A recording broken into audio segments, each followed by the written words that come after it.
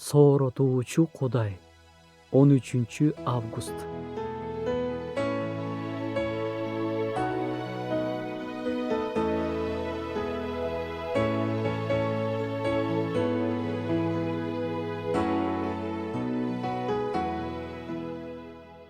Шаардын жыргалчылыгы үчүн кам көргүлө.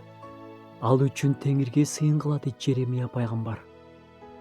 Акыркы убакта дүйнөдө болуп жаткан нерселер мурда болуп көрбөгөндөй күч алып жаткан кези. Тигил жакта цунами болду.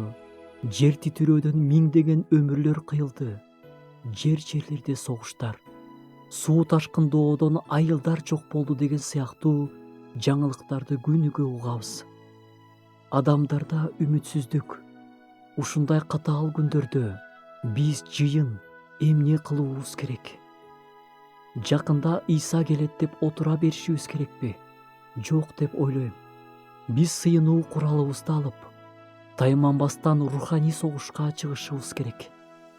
Жандардын куткарылышы үчүн Кудайга жалынып, адамзат үчүн ырайым сурап туралы. Ушуну Кудай каалайт жана бизден күтөт.